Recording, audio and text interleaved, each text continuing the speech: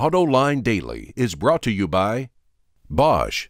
The number of clean diesel models in North America will double by 2014. Bosch Clean Diesel. Good, clean, fun. Bridgestone. Your journey, our passion. And by Dow Automotive Systems. Improving durability and increasing design flexibility with Betamate structural adhesives at dowbetamate.com. Well, we're halfway through the week. It's May 9th. I'm John McElroy, and this is Autoline Daily.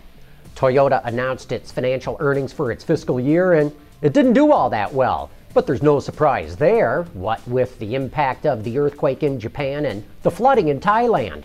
Global vehicle sales hit 7.3 million units, and that was actually an increase, but only of 0.6%. Despite that increase, revenue dropped 2% to $232 billion, and net profits fell over 30% to $3.5 billion. But Toyota is very bullish on this year. It says global sales will jump 18% to 8.7 million vehicles. It forecasts that revenue will jump by the same percentage amount to $275 billion, and that profits will nearly triple to $9.5 billion. Even so, that would provide a net profit margin of only 3.5%, meaning that Toyota has even more upside potential. You know, like the saying goes, a rising tide raises all boats.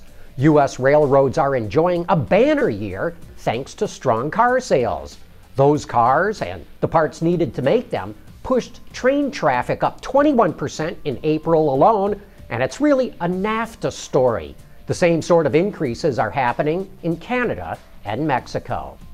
As competition in the mid-size sedan segment heats up, Hyundai is making some minor changes to its hot-selling Sonata. For 2013, certain lower-level models get more content, including fog lamps and heated front seats.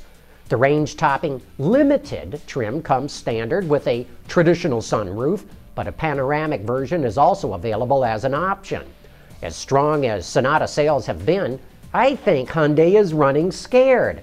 Last month, John McElroy, the CEO of Hyundai Motor America, said the competition is closing the gap with their advantage in fuel economy and styling. He said his message to the troops was they better react quickly, and I think this is part of that reaction. In an uncharacteristic move, Aston Martin went to the web to reveal the new DBS Ultimate. Usually, automakers push out press releases, unveil vehicles at auto shows, or invite the press to ride and drive events. But this time, the company posted details on its public website. Is this an example of cost-cutting? Maybe it is, but according to Autoblog, this model is probably in its last year, so a proper introduction for what's effectively a new trim line is arguably unnecessary. Opel revealed that the name of its new small car will be the Atom. It did so in a unique way. On its media site, it had a comic strip, as well as a prototype of the car driving a special route on the streets of Frankfurt to spell out its name. The car is expected to debut at the Paris Motor Show in September. As many of you know, Adam Opel was the founder of the automaker, which bears that name, and it's also the formal name of the company, so I guess technically the name of this car is actually the Adam Opel Atom. And staying in Germany for the moment, Audi outsold its luxury rival BMW on a global basis in April. Audi sold just over 125,000 cars last month, while BMW sold over 121,000. It was the first time in over a year that Audi outsold BMW, but for the year, BMW has sold just 7,000 more cars than Audi. Hey, coming up next, it's time for You Said It. Dow Automotive Systems, driving solutions in automotive, commercial transportation, and aftermarket with innovative products like Betamate structural adhesives. Lighter, stronger, safer. dowbetamate.com. And now it's time for some of your feedback. Chuck Grinchy pulled out an old rule of thumb to figure out the value of the newest Cadillac. Entry-level ATS at $33,990, he says. At $1 a pound, because the announced weight is at a sub 3,400 pounds, Sounds like a pretty good deal. Coincidence? Maybe, but still a pretty nice correlation. You know, I think that dollar a pound rule has held true for nearly 50 years. Somebody check that out for me. Kit Gerhardt thinks he knows why the electric version of the Toyota RAV4 has that outrageous $50,000 price tag. The RAV4 EV, he says, if it actually has 100-mile range in normal driving, would have a battery about 4 times as big as the one in a Volt or Leaf. No wonder it's expensive.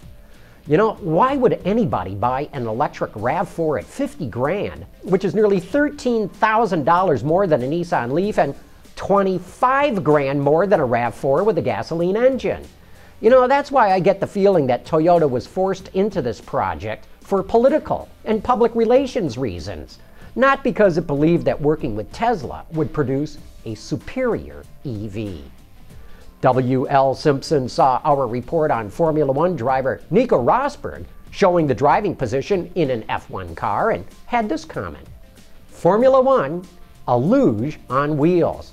No kidding, W.L. Why don't they just lie down in there head first? A bunch of you reacted to our report about the plan to use aluminum wiring in cars to save weight compared to copper.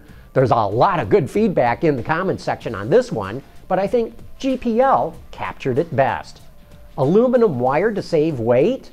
Why don't they just make thinner fuel and brake lines while they're at it? What could go wrong? Thanks for your letters and comments. We really get a kick out of reading them. Say, we're giving away a number of copies of Paul Ingrazia's new book, Engines of Change, which highlights some of the most historically important automobiles ever created. All you have to do to enter the contest is send your name and address to contest@autolinedetroit.tv. The winners will be selected at random and announced on Autoline After Hours, since Paul is going to be our guest on the show this Thursday night. And that wraps up today's report. Thanks for watching. We'll see you tomorrow.